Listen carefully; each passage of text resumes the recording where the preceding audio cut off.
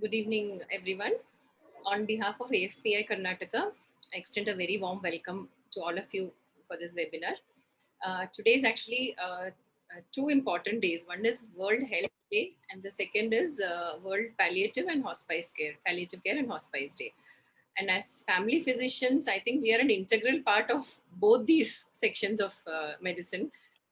We are very integral to recognize, treat and manage all these patients pre-covid, covid, and also I'm sure in post-covid era also. So we chose this topic for this particular day to enrich you all with some valuable inputs. We have a very eminent panel, some young dynamic physicians and some very experienced palliative care physicians, and we hope that today's session will be enriching. It will add value to your practice. So welcome you all once again. I will introduce the first speaker. It's my privilege to introduce my good friend, Dr. Archana. I think more than anything, I can just tell you just one word. She listens more to her patients than speaks to them. So I think that really summarizes how she is to her patients. All her credentials definitely hold good, but that is one thing which I would really like to reiterate about Archana. So over to you, Archana, to take the proceedings ahead. I'll just stop sharing my screen and then Archana can take over. Yeah.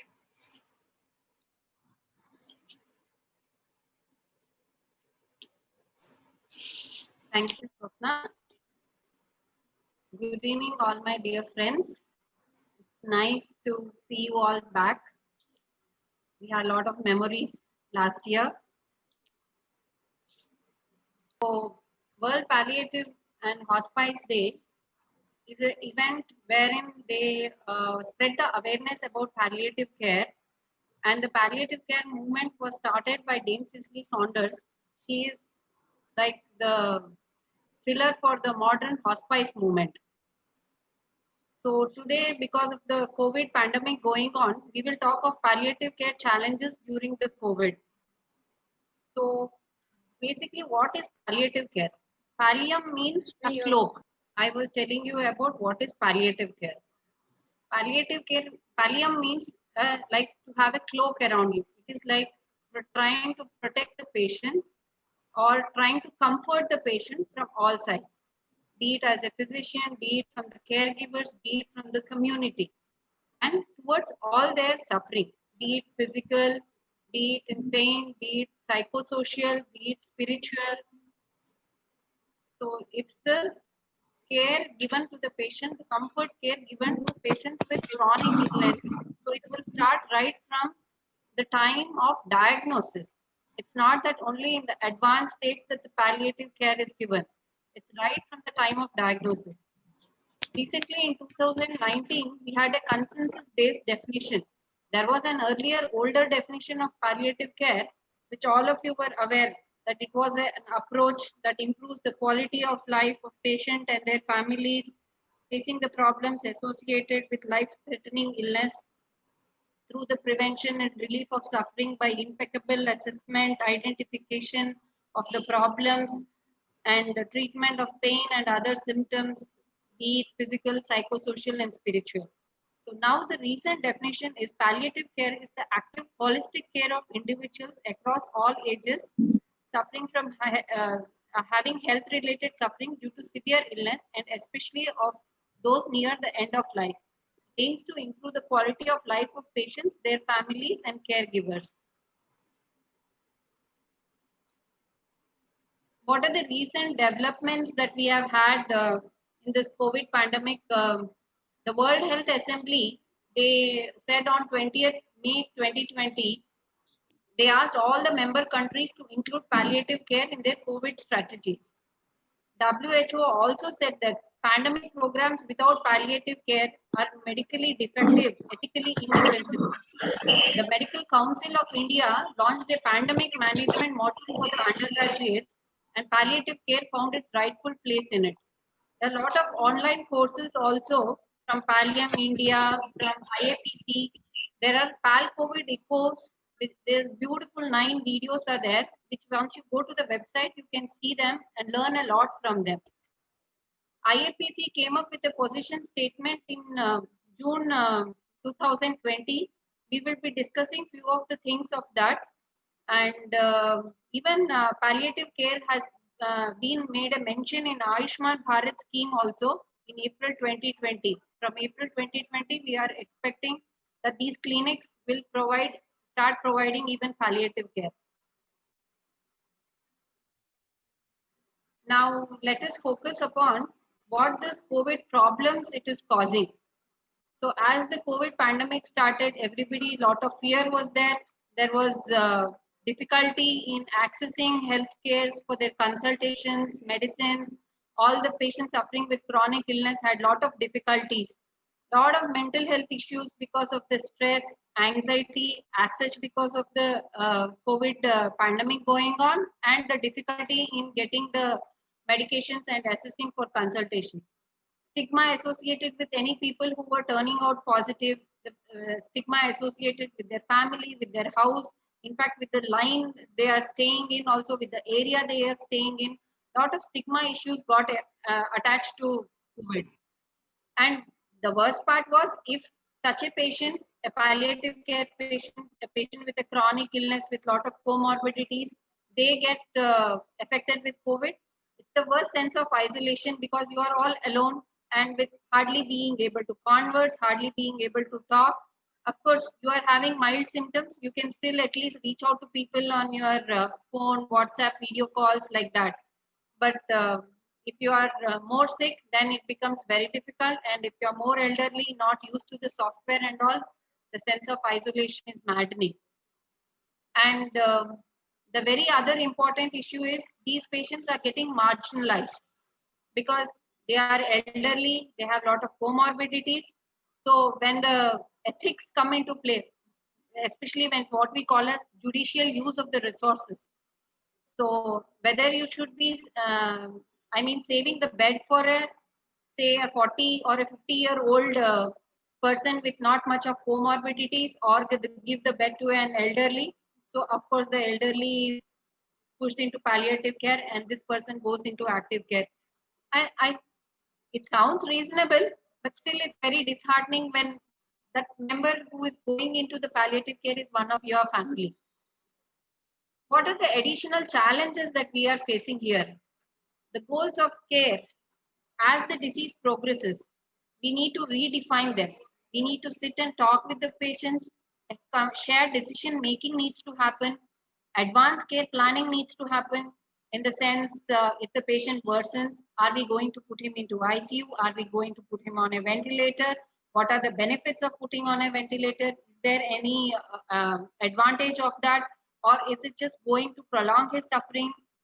How do we break the bad news of the patient deteriorating with the family when the family is also not allowed inside? There is not a one-to-one contact also. And the very important thing is about recognizing medical futility and evaluating it, confirming it, communicating it with the family, with the patient if possible. And the most important thing is also documenting it properly. Once you have done all that, then comes the steps of de-escalation of the advanced aggressive treatment that would have been going on. That phase is very, the family members are very guilt-ridden at this time. And by this one, when the patient passes away, they go into a complicated grief, and the bereavement also takes a very long time. Lot of one, they are not able to see their dear ones, they are not able to give them a last hug, a wish, a goodbye to them. So the grief becomes very complicated. And though the telemedicine has come in, but when you cannot have the two main forces that you use in communication skills in palliative care, that is being silent when they are sharing their feelings, and the touch, you are not able to give it. It removes so much. The communication becomes so ineffective at that time. There's no proper eye contact in our video calls. So much of problem is there. Though, of course, it's being used to whatever advantages it can be used for.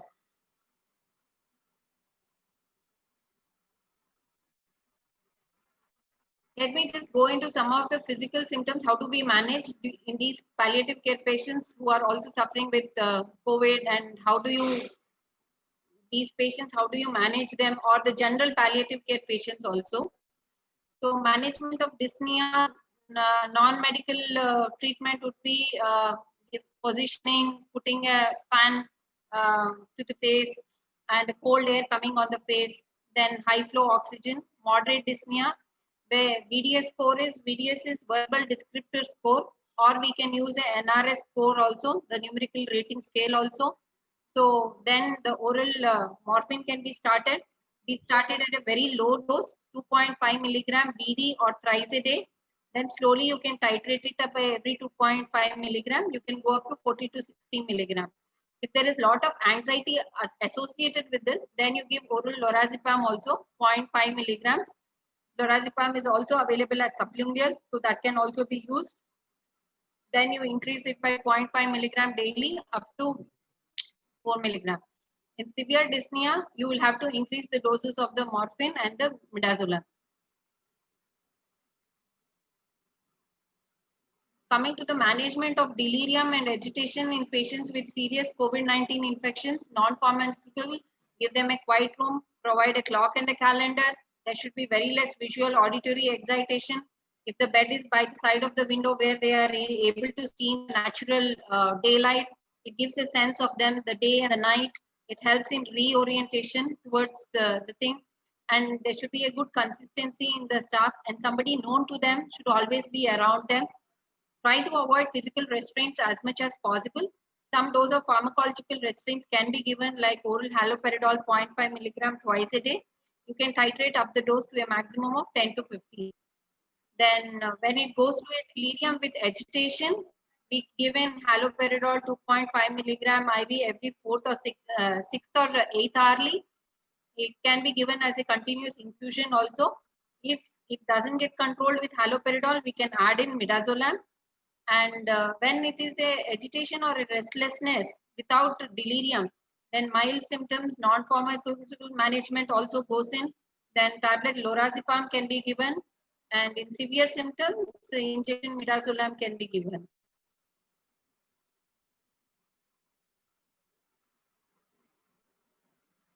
Managing the respiratory secretions towards the end, you hear a gurgling sound which gets because of the pooled secretions in the throat. So optimizing hydration is very important. Don't overhydrate the patient. They will be in failure, and avoid suctioning, which can cause harm to the mouth and start the bleed and everything, because they will be already having a lot of mucositis, dry mouth issues. Then you need to prevent aspiration. Left recumbent position with head slightly raised is the best method. Then you can give injection glycopyrrolate or even Buscopan also. Buscopan 10 milligram TID is easily available, so that can be given. Then management of pain, again the step ladder pattern, but of course in COVID patients we avoid the NSAIDs. So paracetamol is our drug of choice. So up to 2 to 4 milligrams every 24 hours can be given. Injection paracetamol can also be given. For a neuropathic pain, you can add on gabapentin. You can start from 100 milligram, titrate it up, go up to 2,700 to 3,600 also. It's available as 100 and 300 milligrams strength, so it can be easily titrated up.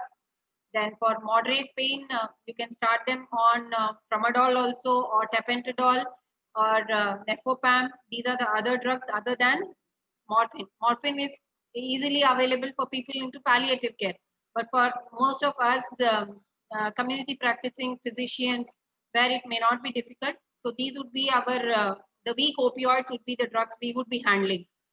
So tramadol up to 100 milligram, even 3 times a day or 4 times a day also can be given. And tapentadol also, it's almost the same dose that you can reach up to. And efopam is 30 to 60 milligram, 3 times a day you can go up to.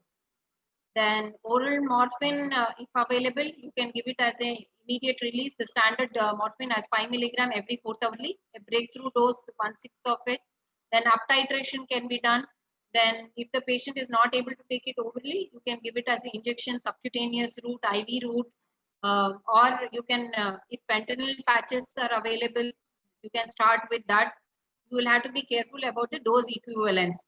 And patients in renal failure, preferred one is again the fentanyl patch. Those who are having a lot of nausea and vomiting, again preferred is the fentanyl patch. And people who are having a lot of issues with constipation, again preferred is the fentanyl patch over there. So severe pain, again dose escalations happen. So next, towards the end, so anticipatory prescriptions at end of life care, like again for pain and breathlessness, it is morphine. For distress and agitation, delirium, it is midazolam. Delirium, it's haloperidol. Delirium with severe, this one you can increase the haloperidol, add on midazolam to it. For the respiratory secretions, it's the glycopyrrolate and the buscopan. For nausea and vomiting, metoclopramide, that is perinom.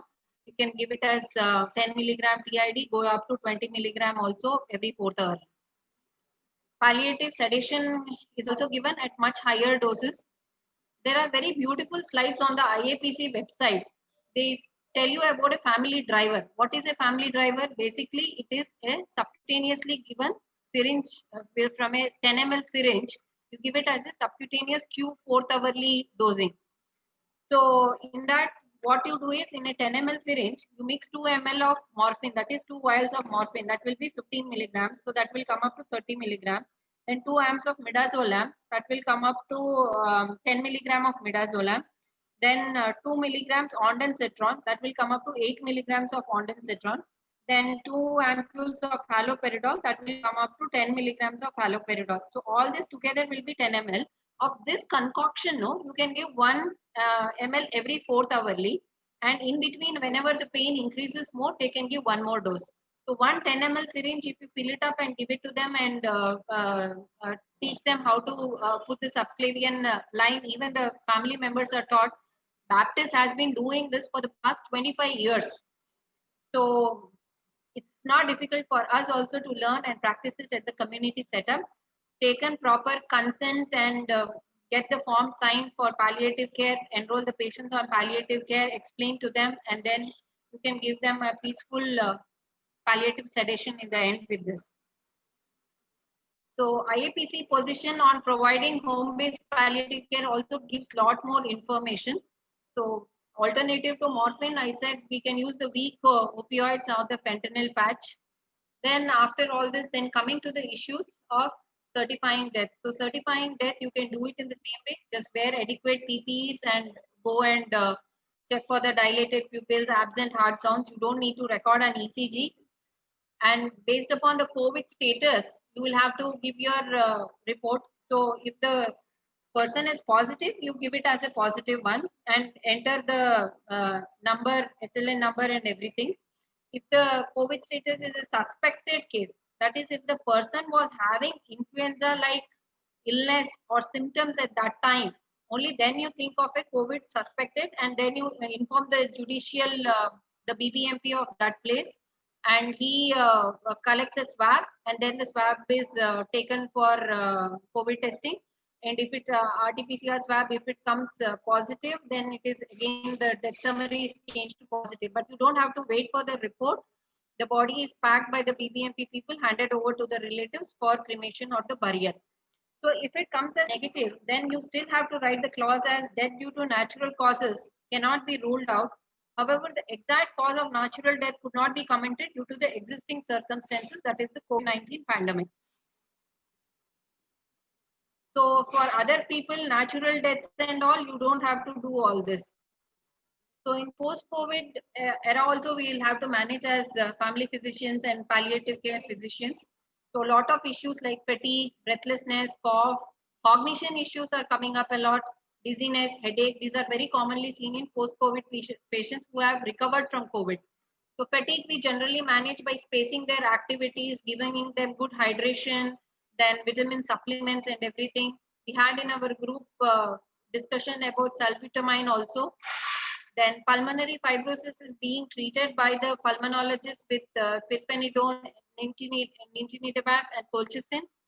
Cough, you can give dextromethorphan, your aciprophyllene, etophylline. These or morphine also can be given for decreasing the breathlessness and this one. And to improve cognition, you need to keep doing brain exercises, activities which stimulate the brain and give your vitamin supplements. Dizziness, correct your hydration. Headache, pain, paracetamol would be enough. So this is my ending slide. So when medical progress is finite, infinite compassion truly helps to heal. Pandemics amplify suffering. It is to us, healthcare providers, to tread those less trodden paths and offer optimal compassionate care in these trying times, maintaining dignity for the patient, for the family, the caregivers, and the medical professionals alike. Thank you. So I take this opportunity to thank my friends for giving me this opportunity, and I am given the responsibility of introducing my other co-speakers. These are my references. So Dr. Ashujit is a very good friend, though she is a community medicine specialist into a long-time AFPI member. She has done her fellowship in palliative medicine in 2008. She is the chief director of Restore Health, founder and director of Aveksha home-based primary care program. They do home-based palliative care. And she has been with Accept Society, which has treated for HIV for almost 10 years. She has also been teaching in various medical colleges and Bangalore Baptist Hospital in the community medicine department. She has 8 publications to her credit. And the next speaker will be Dr. Prathamesh. He is a PharmD and a clinical pharmacist, graduated from Al-Amin College. He did his practical postings with us at Philomenas. I was also there. Very interested student, very keen learner. He's also the co-founder of Aveksha. He is with Dr. Ashujit and Dr. RK's team. And they were all involved in management of the COVID care center, the Chancery. So they will share their experiences with us. And last but not least is Dr. Manoj. He is a senior consultant, pain and palliative care at HCG Cancer Hospital. He has done his MD anesthesia and done a certificate course in palliative care from Pallium India and Indo-American Society. So over to my speakers. I request all our audience to please like the FB page and the Twitter page also, and subscribe to our AFPI Karnataka, and to post whatever questions they have in the chat box. We will be taking them up after all the speakers. Over to Dr. Ashujit.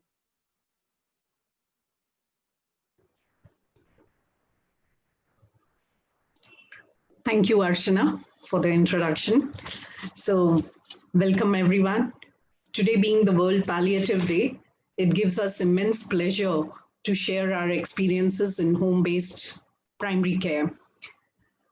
So we at Aveksha, that's the home-based primary care, though are into home-based primary care, most of our clientele are elderly people, and which most of them requiring palliative care many a times.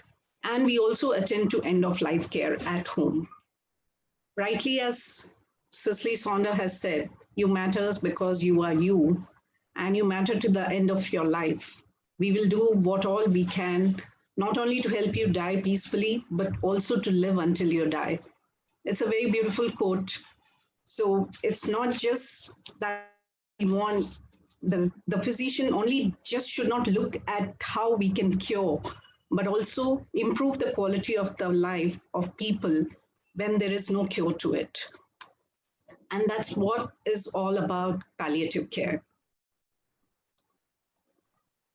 So here we would today present a case mainly and discuss a few things on that. And then we would discuss on the challenges of what we faced in providing home-based care during these COVID times.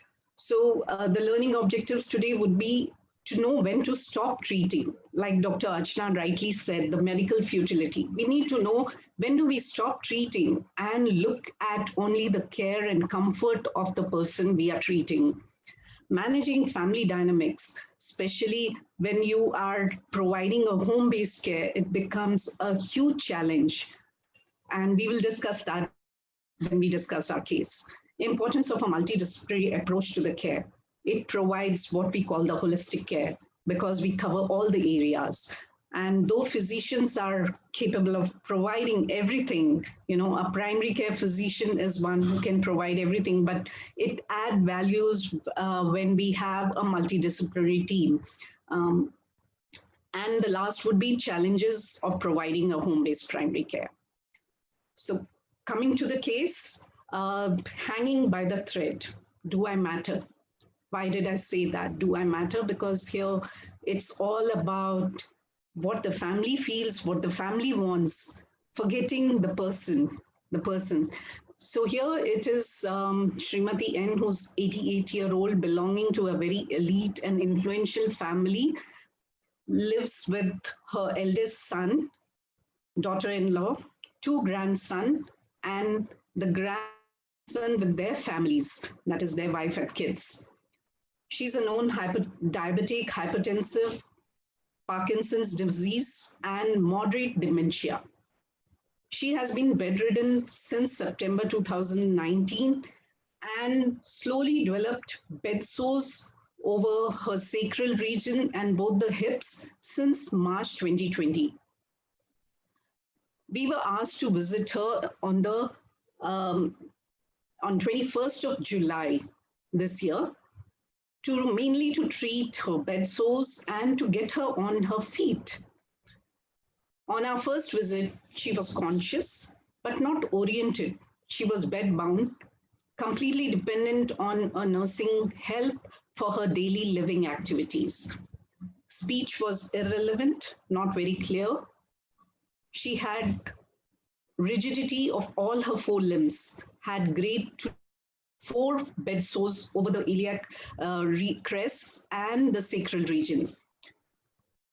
So on the first visit, we debrided the wounds, put her on antibiotics, and adjusted her dosage of Syndopa. She slowly progressed and reached a stage where she stopped taking orally, even a few sips of kanji, which was being given to her. There was a discussion on, shall we put her on a feeding tube? So we had a number of family meetings with the sons, the daughter-in-law, and the grandsons. So there were 4 sons, and getting all of them together and to, make them understand that we need to look at from the perspective of the patient, keeping her comfortable. Introducing an NG tube at this stage would cause more discomfort to her. And because she was not unconscious, there was a tendency that she would pull it out, which would mean that you tie up her hands and legs and keep her restrained on the bed. Explaining all that, they accepted that they would not go in with the NG tube. Slowly, the lady, Mrs. N, got a little better and started taking a few sips of kanji and water, milk. So they were very happy. And that went on. And here are the wounds I would like you to see. So the first 2 pictures are with the black eschure, leathery eschure, which was there. This was on our first visit. The second picture down below is the one which we debrided. Though there was a gaping wound, there was a huge pocket of slough, which we used to debride every second day. That wound started healing. If you can see on the side, there was fibrosis, and it really started healing. But then after about 2 months, they felt that they wanted the wound to heal. And they even asked us if they should go in for a plastic surgery. Again, we had a family meeting, discussed the options of whether she should go in for a plastic surgery. She was not completely oriented. She was conscious, but not oriented. So would a plastic surgery be would be a good option here? And then explaining that, it might also end up that she might not come out of the OT. And explaining all that, they accepted that they would not go in for a plastic surgery. But then, because of the family dynamics, there were 4 sons. She was living with her eldest son. The other son felt that they were not doing enough because they were living away from her and would visit just for about half an hour, 1 hour in a day. And they probably wanted to do more than what they were doing. So they asked another doctor to come and see. And that doctor debrided the wound further. And the last picture, which you can see at the corner, the right hand below, is the one which he debrided, and it became an open area of the sacral region, which was cut open completely.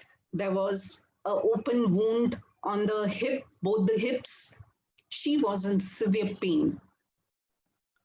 But the family was quite insistent on continuing with the dressing and everyday dressing where she would be in pain, she would cry, though she was not conscious, she could not speak, but she would cry. And then we had to manage her pain. We could not use the numerical or the visual scale because she was not fully conscious, but the pain could be assessed by the way she used to respond, by the way she would cry the moment you touch the wound. And how did we manage the pain? Yeah, Pratmesh will explain about that. Thank you, Dr. Ashita. So, as a known case of Parkinson's disease, she was actually on a tablet called as Syndopa Plus, 125 milligrams, half a tablet 3 times a day. So, seeing her rigidity and her current condition, we actually had to increase it to 3 times a day, full tablet. Along with this, we also added Syndopa CR 250 milligrams twice a day. 4 days later, when we reviewed her, her rigidity had come down significantly, which also reduced her pain, which internally made it easier for the caregivers to manage her at home. Along with this, she was on multiple antibiotics previously in the past for recurrent UTIs. They had gone up to ferropenem. So we advised them to start on ciprofloxacin 500 milligram BD for this wound and along with the UTI. The urine culture sensitivity showed that there is a resistance to most of these antibiotics, except for meropenem, amikacin, and ferropenem, which are all injectable medications. So we had to pick meropenem, and we started her on meropenem 1 gram 3 times a day, monitoring her input and output alongside. This was more of the infection and the rigidity part of it. But slowly, as she stopped having orally, it was getting difficult for us to give her any medications through oral route. So we had to turn to the IV. Coming to the pain management, she was on diclofenac patch 200 milligrams for the first day, but then the pain persisted later on, so we had to increase it to buprenorphine. Since she was not oriented, not conscious, we could not assess her pain scale, but she would just cry and pain most of the times. Along with that, we also had to increase buprenorphine to 35 milligrams per day because she was still in pain with 25 milligrams, and added haloperidol tablet SOS 2.5 milligrams to it. Apart from this, the pain substantially increased after debriding the gluteal region wound, and we had to step up the buprenorphine to injection morphine subcutaneously with 15 milligrams per ml every fourth hour. That means 6 intervals in a day, coming to around 90 mg per day.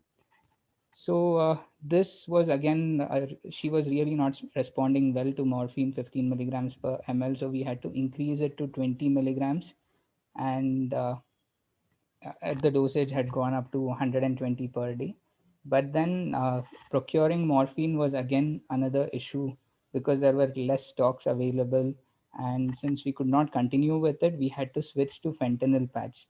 We started with 75 milligram mcg of fentanyl and went up to 125 microgram, along with keeping haloperidol subcutaneous and using a sublingual lorazepam as a paste to keep her free from restlessness and distress.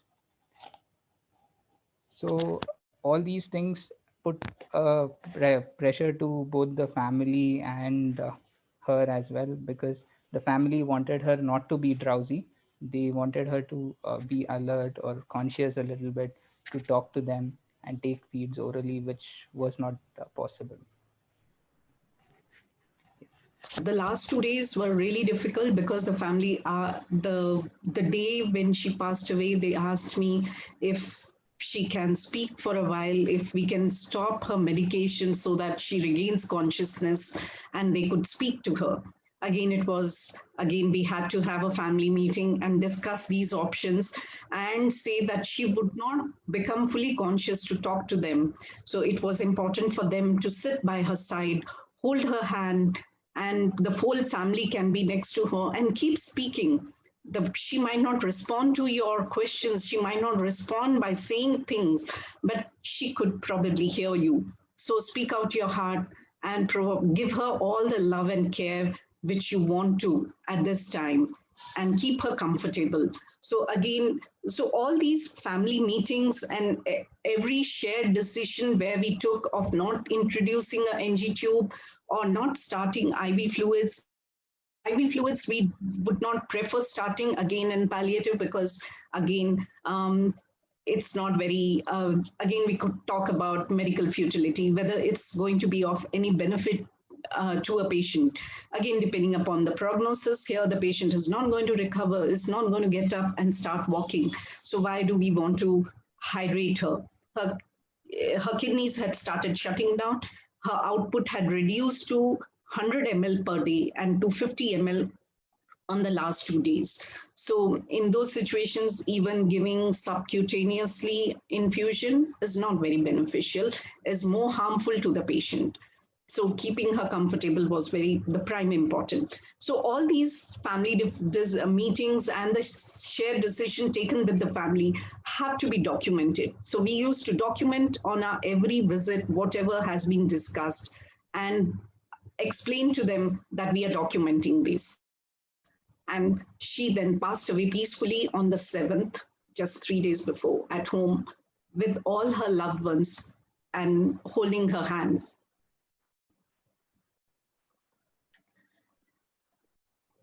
Coming to the challenges in providing home-based palliative care during the COVID times. Yeah, it was a very challenging time, but we, like every challenge, is an opportunity to learn and to grow. This is the map of Bangalore, what we got from the website. So the area is 709 square kilometer. And we, in the last 1.5 years, we have covered about 1,050 square kilometers across Bangalore from north to south, east to west.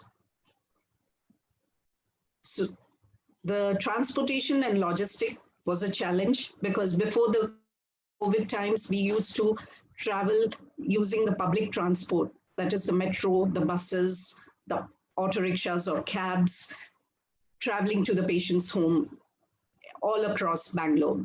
During the COVID, public transportation was not available, and we also restrained ourselves from using the public transport. So we started using our own personal transportation. Of course, the time taken to travel pre-COVID was much more than during the COVID because there was not much of vehicles on the road, so it was easier to travel from one end to another, even in our own vehicle. Keeping ourselves safe was a very big challenge and was also very important, not just for ourselves, but for the patient whom we travel to visit, to see. Because as I said, that most of our patients are elderly and they are at a higher risk of catching the infection. So we had to refrain ourselves from visiting patients who had respiratory infection symptoms. Could be COVID, need not be COVID, but we had to refrain ourselves from visiting them. We would mostly be on a teleconsult or a video consult to see. We have managed many patients on the over the teleconsultation.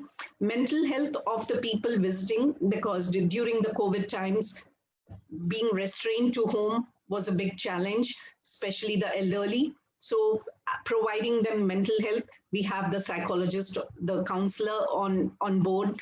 So she was a big help during these times. Referral procedure specialist was a challenge because the beds were not available. Shifting a patient, even non-COVID patient, was a challenge. But then because of our network with various hospitals, we could What are you ever doing? Bailey? procuring morphine fentanyl was a challenge, like Dr. Pratmesh mentioned, that even the Karnataka Drug House is the one from where we procure these medicines, the narcotic drugs, was not available because of the COVID. It was closed most of the time. Whenever it, even if it was open, they did not have the stock because of the transportation. The transport from Delhi to Bangalore, there was nothing which was available. Diagnostics, X-ray. There's only there's one person in Bangalore who provides home-based X-rays, and he would not visit a respiratory infection patient because he wanted to keep his, of course, his equipment quite safe because he didn't want to transfer this infection to another person. Labs, we had people who were charging exorbitant prices because they had to come to a home and probably risk themselves with the COVID. So that was a challenge, but we got in touch with people who would do it at their nominal price. Certification, already I think Dr. Archana has spoken much about it. We did not have much of problem with certification because we did not have to certify any COVID death. So all our elderly patients had passed away due to old age, natural death, or due to some problem. It could be cancer, it could be anything else. So we were certifying them based on that. We did not have to test them. We did not have a problem even with whether nobody asked us if the COVID was tested for them. Yeah. Thank you all. And we come to our end to our presentation. Dear friends, Dr. Manoj will take over now. Yeah. Yes, Thank you sir. so much. Thank you so much for providing an opportunity for me to speak at this very nice platform. That is the AFPI Palliative Care Day celebration on this 10/10/2020. That's a very special number, I would say. And it has come on a very auspicious day, I would say. And very nice presentation by both previous speakers about palliative care and challenges during COVID times. I would like to extend what Dr. Ashujit had just presented regarding the challenges we have faced during this COVID and difficult times. So how did we manage going that extra mile, driving that extra mile, I would say, because Bangalore being a big cosmopolitan city covering almost 710 square kilometers, it is big. It is bigger than Mumbai, actually. So, it's a challenge to drive all alone and travel length and breadth of this big city and still meet the needs of the patient who are eagerly and anxiously awaiting at their home. All I had to start with is that all the pictures and videos, actually I had uploaded a video, but it is not able to play, unfortunately. So all the pictures are real and have been used in the presentation after kind permission from the patient and family. With this small introduction, I would like to go ahead.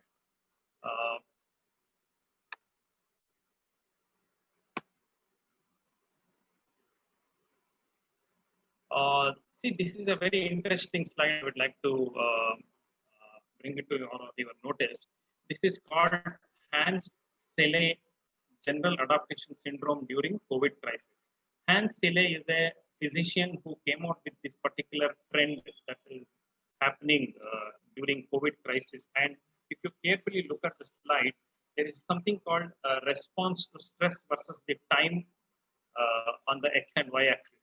So initially, when the COVID started bringing its alarm, that's when people started getting noticed, and they were caught unaware that such a catastrophe could ever unfold. So initially, the stress levels were pretty low, and because of their unpreparedness, they didn't know what is unfolding. So as the days progressed, they realized that it was very very difficult for them to reach out for healthcare in any part of the world as the disease started slowly occupying and progressing to every nook and corner of the world. They started from the alarm phase, they started going to the resistance phase of the stress, wherein they actually knew that something is happening and we want to resist this. We would like to carry on with our daily activities, including taking my kid and kid to the hospital, continuing the medication, continuing the treatment, be it cancer, be it non-cancer, be it progressive disease, be it infectious disease, whatever it is. They wanted to continue the treatment. So they started resisting this particular setback. And while they resisted, the stress level started increasing to the patient and the family. And that resulted in an extreme peak of the stress as noticed by this particular curve that is going up. So as the days progressed, the stress level became even more higher, and they went to a point of what we call as a phase of exhaustion. That is where they ran out of ideas because their kith and kin were not getting the desired healthcare being delivered, be it at the hospital or wherever it is. And with passing time, they started getting exhausted with their ideas, and that is where they started looking helpless and hopeless. So this trend continued for some time before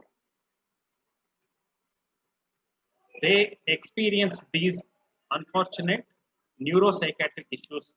The first and foremost is depression.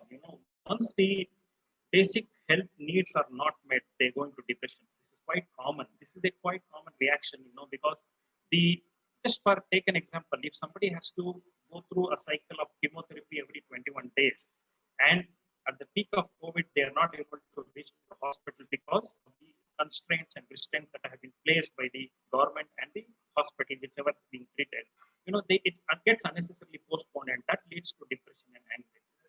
This next leads to what we call as emotional incontinence, wherein the patient or the family member unnecessarily, they lose their normal temper. They just go overboard and they show a lot of anger and displeasure over a long time. And this also leads to catastrophic reactions, wherein even a trivial thing is exaggerated and overexpressed, and more response is seen. And this leads to a lot of familial tussle and turmoil. So with this, what happened was we came across something called testing time. Testing time is what we call as testing time for the patient and family because of the traveling dilemma, for the fear of catching up COVID SARS-19, or even for the healthcare professional because there is loss of continuum of the treatment and aftermath, and financial losses to the caring physician, or the fear of losing contact with the patient. This is what the situation led to, and that is when the unlocking the decision dilemma actually started happening. So that is when the role of healthcare through home care delivery started coming into practice.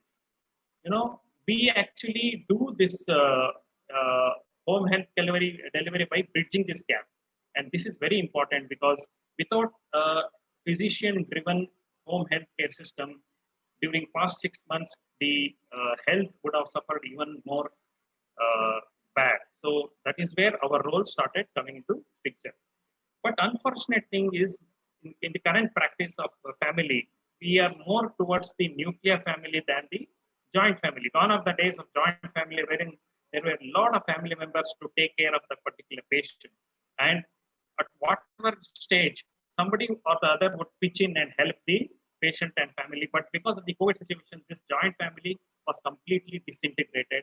And even in a nuclear family setup, all I could see during my home care visits were there were either one caretaker or a single patient staying at their home, and some neighbor or some caregiver coming and helping them out. So this was quite unfortunate.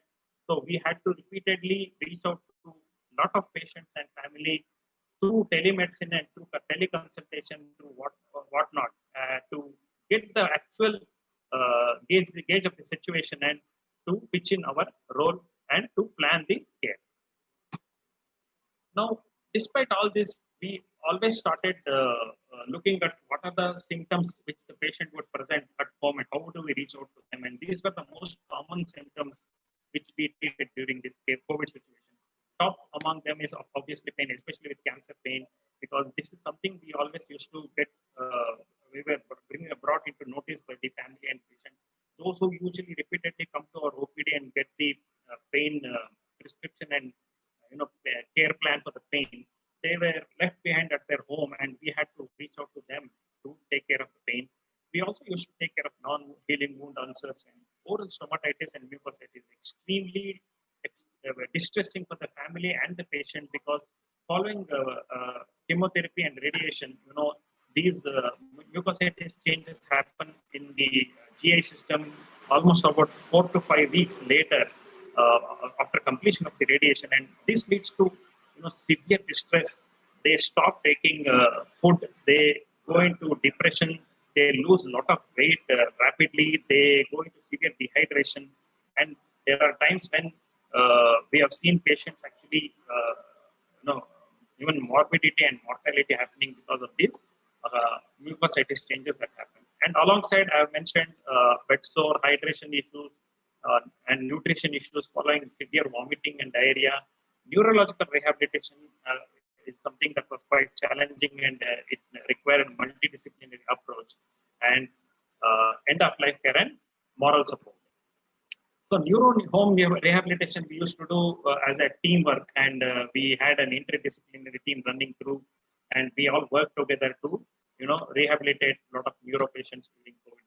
And our team usually consisted of home care visiting physician, the nurse, the assist or the aide, the physiotherapist, nutritionist in association with the physician, and obviously last but the least, the family members who played a very, very crucial role for rehabilitation.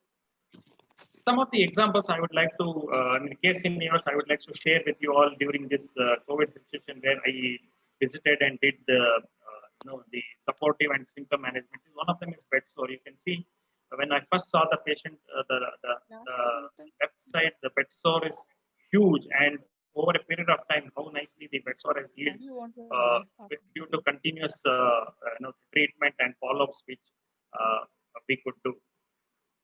This is one of the very extremely difficult scenario we came across during our neuro rehabilitation, where due to IV site, giving away and getting infected because of the edema, the patient developed IV site abscess, and we actively manage this IV site abscess through multidisciplinary approach of antibiotics and local dressings with local antibiotics and anti-edema measures. You can see how the wound changes from one to the other. This is over a period of 2 weeks, how the wound has changed from the previous one to this particular healing process. And alongside, if you watch the next slide, see how well the wound has completely normalized, and more or less in fact, at one stage, we were contemplating, as Dr. Ashokjit was telling, doing a plastic surgery to, remodel the hand and get back the skin to its normal. But incidentally, we persisted in what we did at the home without any, other specialist requirement, and we could somehow manage to get the patient back to shape. So this is how we managed one of the IV site abscess. This is the patient who actually recovered extremely well following a stroke. You can see how nicely the family support is actually happening. This is how the role of family comes into picture after certain stage. But what is important is the constant guidance they look at when we reach out to them. I used to make a visit to this particular gentleman almost like weekly once. And each time I used to go and reach out to him, I could see there is some change which is always positive. And a good home nurse care along with physiotherapy and an extremely good coordinated family support is very important for any patient recovering from any catastrophe. This is what I used to say. I just told previously, the mucositis, that changes that happen following radiation. You can see that mouth opening out there. It's a very small mouth opening because of the extensive lesion and radiation-induced fibrosis around the mouth. And also you can see that ulcer out there. This is something called as grade 3 mucositis. And during this stage, it is probably the vital stage wherein you will have to take a decision whether to put a rise tube or continue to encourage the patient to take orally and somehow avoid another instrument getting into his system. So what I continuously did was I in fact encouraged them to do a lot of hydration. I did a lot of oral toileting. I used certain magical formulations to reduce this oral ulcer from grade 3 to grade 2 within a span of 10 days. And I also used a small dose of morphine alongside my concoction to reduce the pain and distress. You know, morphine is a wonder drug. We always keep telling morphine is a godsend drug because alongside relieving the pain, it also relieves a lot of anxiety. It actually calms the patient. You know, they are very anxious during these phases, and it calms them and makes their nerves coming under control. And this helps the patient to recover and rejuvenate themselves. This is about xerostomia and mucositis.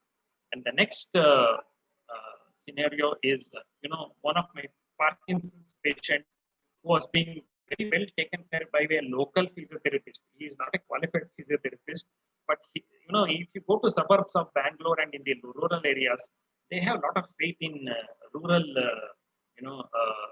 local use of the, those caretakers who continuously do oil massages and they give bath. And you know, it's all about your faith and your confidence and these people. It matters. You know, they may not be very qualified, but they do a lot of work. Sometimes it is questionable, but large majority of the time they do a reasonably good job. It is all about how you observe when they do this job. You will get to come to conclusion that yes, probably for the lack of resources in their area, they're more dependent on these people than the actual medical system. This is one of my end of life care patients. You know, she's trying to just convey a message that when do I ever see a daylight again in my life? And this patient was always suffering from pain, and I used to visit her almost like fortnight once. And again, I would say morphine really did its trick, and she quietly passed away among the family members as pain-free as possible. And similar to that, this is another patient who had a lot of issues with pain and taking oral medication, and even hydration were issues because she completely stopped taking food after some days. And that is where our role of subcutaneous hydration came into picture. And we even used subcutaneous morphine and subcutaneous midazolam to calm their agitation. And this good patient of mine also passed away peacefully. So how did we communicate with the family, the patient? So the communications were usually verbal one through one-to-one with the patient and family. We used to have telephonic conversations during COVID times. We even had video chats and video conferences through WhatsApp and other gadgets available. Some patients used to write and show me how they used to do with the routine activity. Some patients even used to give me WhatsApp voice messages about the progress, whatever is happening. So these are nice communicative ways to keep up our quotient with the patient, and also to monitor the continuum of the treatment, whatever we had taken up alongside. This is some of the teleconsultations I used to do with the patient and family. And this patient was in Jalandhar, so I used to regularly call him up and speak to him. And he was quite receptive, and he was very happy that the doctor is reaching out to us during these situations and trying to help us. This patient is from Krishnagiri, and the family, and she had a very bad fungating wound of the breast following the recurrent metastatic disease that had happened to her. And even for her, I had put her on morphine through the Riles tube, and her pain was very well controlled due to active pain management. See, as I told you, some of my communications were through writing. This is actually one of the writing my patient herself used to write and send it across in the WhatsApp. You can zoom and see that how beautifully she used to describe the whole day's event, starting from what she used to have at what time, and what was the urine output, and what was the medication she used to take, and how the patient felt.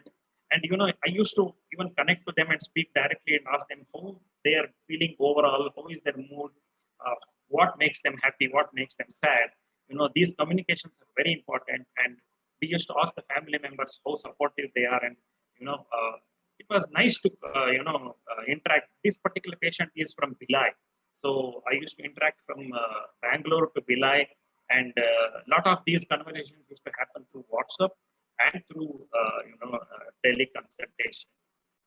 Extremely rewarding and satisfactory, I would say. And this is my very prized picture, because it was, she is one of these patients who used to come regularly to my OPD for her pain medication, and at one point of time she stopped visiting, especially during this COVID situation, and had left my phone number with their family. And incidentally, I got a call from this granddaughter. She called me and told that, doctor, my grandmother wants to see you because she is not able to get up from bed and she is in extreme pain. So can you do something about it? So I was really pleasantly surprised that this little child is calling me and actually, expressing her issues so nicely about her grandmother, whom she is very closely attached. So I just took the address and immediately rushed to their house. And yes, she was in severe pain and she was crying and she was not able to get up. So I immediately involved our home care team, and I ushered in our nurse, and we started on IV pain medication. And it was a matter of time, within 45 minutes, she was pain free and she was smiling, and she immediately got up and she thanked us. And in fact, I thanked this little girl. You can see the expression of the grandmother on that little child, that it was because of you that I have recovered and I'm able to stand up. And look at the expression of the little child. She is expressing herself to us, telling that you have made it possible for my grandmother to get up and move around. See, this is a beautiful relationship between a patient, a family, a physician, and it goes a long way.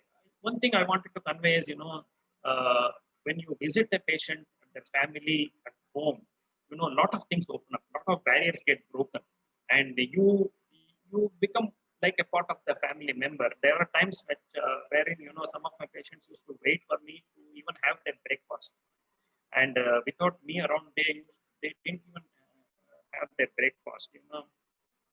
I have enjoyed a lot of locally prepared cuisines at their home, and it's a real pleasure to be part of their family. And I would always say it is nice to cherish also. So what about breaking bad news when you're going through these home care visits, and when you feel that the patient is no longer going to survive a few days or maybe even few hours? It is better to start telling through warning shots. Warning shots is, before actually the police fires at a criminal, they first fire at the air to make the criminal get noticed, and then they fire the actual shot. So give warning shots, telling them that yes, he or she is not doing well. We'll have to accept, make them believe that the disease is progressing and things are not looking great. Then you actually deliver the actual news. When we do this, actually, Kubler-Ross had come out with a grief cycle wherein usually there is a denial mode by the family wherein they don't accept. And then as the day progresses, they go into anger, because that is where they start looking at, yes, my kith and kin is going off, and I'm becoming helpless, and they start showing agitation and anger. But this immediately turns into a depressive phase. This actually happens for the patient as well as the family, and they go into depression. They get overwhelmed and helpless, and and then they start buying time. Doctor, anything else can be done. Anything else. Just to give you an example, one of my patients is admitted right now in our hospital, and she's been under my care for the past 2 months. And today she came to the hospital ER with sort of unresponsiveness and reduced reflexes. We found out that her GRBS was 20. Immediately we swung into action, delivered her 25% dextrose. Her glucose level came up to 409. We shifted her to ward, and during the course of the entire day, she started slipping down, and at about 6 o'clock today, she became more and more unresponsive and hypotensive, and saturation started decreasing. So, this is the phase, what I can say is bargaining. When the family became decision dilemma, they panicked and they told, please shift the patient to ICU.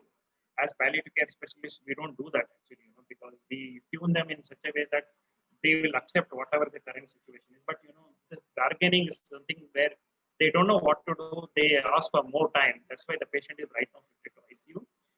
But they have realized that it is all about matter of time. So that is when they start accepting. This is a very nice Kubler cross grief cycle, which I wanted to include.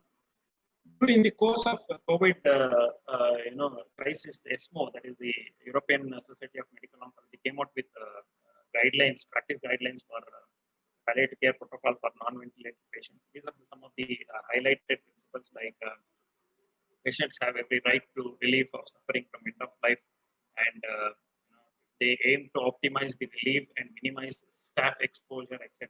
I think this is highlighted in most of the slides in many other platforms. So keeping these equipments, as Dr. Archana had told about subcutaneous infusion, etc., and also essential medications like the transdermal fentanyl and parenteral morphine, midazolam, which we regularly used to use for our own patients. Diazepam suppositories are not available here. We have all about customized local available resources. Parenteral antiemetics have been extensively used.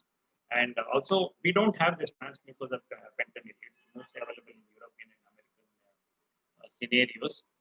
Oral morphine, yes, extremely important drug, and other medications. And also, there are palliative care, protocols for breathlessness, usage of oxygen, etc., etc. And how to go about for agitated patients, what are the drugs to be used for agitation, and so on and so forth. And also for delirium, how to go about it. Very, very common, extremely difficult thing to diagnose, but high degree of suspicion is important. How do you manage cough? How do you overcome cough in an advancing disease at home? Very important and challenging symptom. And this is one very prized doctor who is my patient. I always do pronouns to her whenever I used to reach out to her. She is, I've taken permission to display her photograph. She is Dr. Vijayalakshmi Ramanan. She is one of the longest and senior most surviving gynecologists, and an extremely active lady, and very, very well-informed gynecologist. She is just 96-year-old. And just to give you one example, her father was a classical vocalist, and she told me that he had presented a lot of songs to Swami Vivekananda. So when he visited the southern tip of India, I mean, it's just beautiful to recollect this when you reach to their home. So this is my last slide to all of you. What about home care and insurance? When I used to cover up the home cares, I used to interact with the family, and they used to tell me that no insurance is ever covered at home, and we had to pay out of our pocket. Out of many of these patients whom I visited, one or two patients actually told that we are trying for reimbursement, and we wanted to know whether we will get back or not. Only time will tell. So when I used to interact, I just thought, I think it's better to bring it to the government's notice that time has come for the government to act and do something about home care insurance also to be covered under the health, when they come out with the next budget. So I recently, dashed off a letter to the Prime Minister's office asking to include home care as part of the insurance coverage, so that a lot of families and patients will be benefited. And with the advancing days and years, I think home care is going to come and stay here, and I'm sure that a lot of patients will be benefited if the Prime Minister's office will include the home care also as part of the insurance, and it will go a long way in delivering health care at the doorstep of the patients. Thank you so much for giving me an opportunity. Thank you.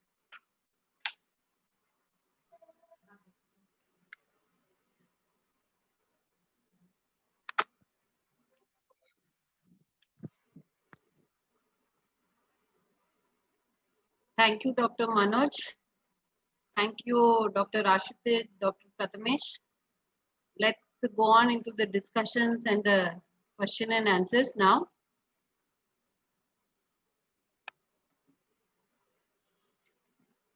So we had first question was what will be the cause of the death? So if it is a positive patient, COVID positive patient, then you would put in the cause of death as COVID positive itself and list all the comorbidities that the patient was having in the subsequent things. And if it is a natural death, then whatever is the thing that follows. If it is a COVID suspect, as I had told you, that the cause of the death cannot be predicted. There could be natural causes which cannot be ruled out. The exact cause of natural death could not be commented due to the existing circumstances, the COVID-19 pandemic. This is what the BBMP circular gives us as the guidelines. Then there was a question on subcutaneous infusions. So through the subcutaneous route, up to even 1 liter of fluid can be given. And of course, all our injections can also be given. Concoctions can be made out of them. Additional doses, all that can be given. DEXA also can be given. And there was another question upon what is the PPE we need to wear. Dr. Ashujit has answered it. The IAPC also recommends that we should not be wearing the head covers because in a home consultation, in a home palliative care, that scares the patient and scares the family a lot. So maximum you can wear a face shield. You can wear your. You have to wear your mask. You have to wear. You can wear your gloves. You can wear a gown also if you are doing any procedures or coming in contact with any open wounds of the patient. That would be the PPE recommended. And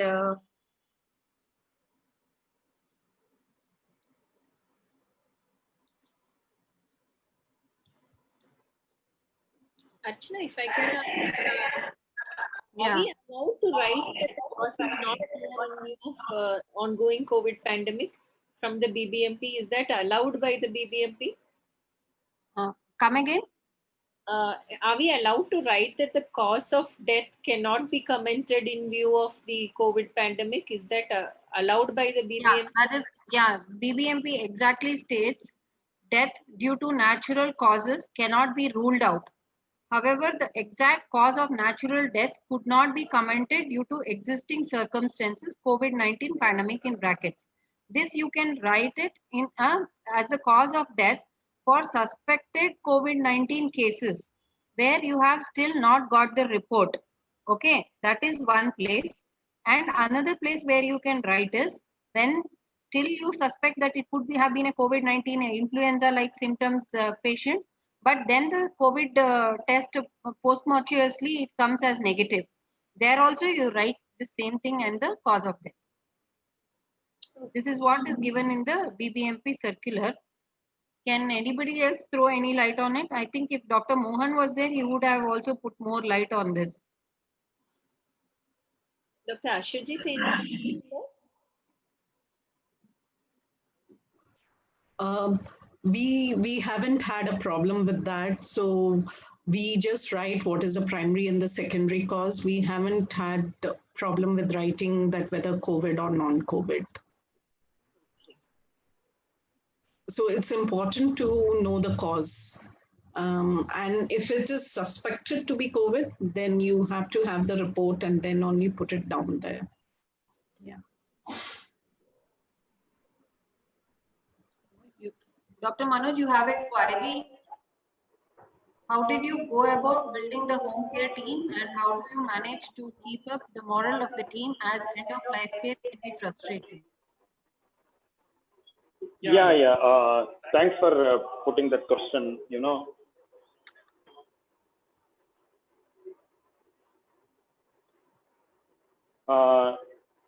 During these COVID situations, especially getting the team together is a very, very challenging part for us. And we used to divide the job into zones.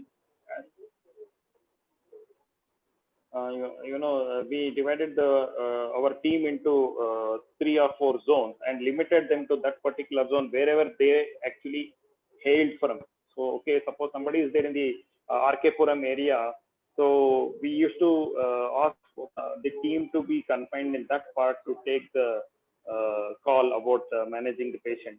Similarly, those who are in place like somewhere like Hesarghatta Road or somewhere that in that part of the city, we used to ask them to come and take care of the patient there. Yes, it is a really disheartening to lose a patient, especially somebody who's been under your care for a very long time, like maybe about an year or more than that. It is disheartening, but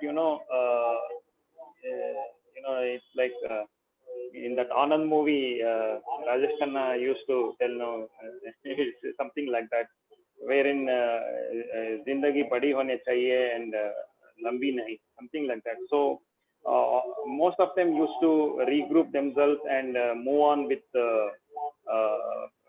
forthcoming days. And every other patient whom they used to come across, it was a challenge for them.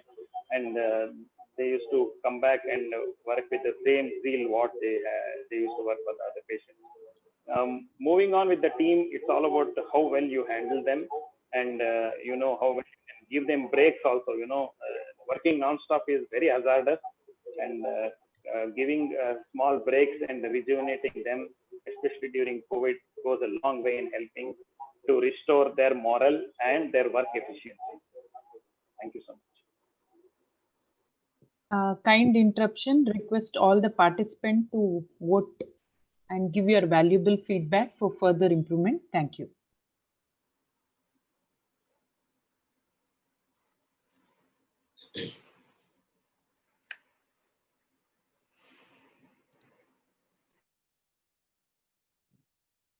Thank you, everyone. On behalf of AFPI Karnataka, I thank all the speakers and the participants for joining this session. And it was a really, really wonderful session. Thank you, speakers, for your valuable time once again. I also request the participants to continue attending our sessions, and we would love to hear your feedback. So this feedback is very valuable for us so that our future sessions can be planned as well. So we will share with you our upcoming sessions soon in our WhatsApp group as well as in our Facebook page. So I request all the participants to like our Facebook page so that you can start getting updates from us, as well as subscribe to our YouTube channel. Thank you all. Thank you, everyone, and good night.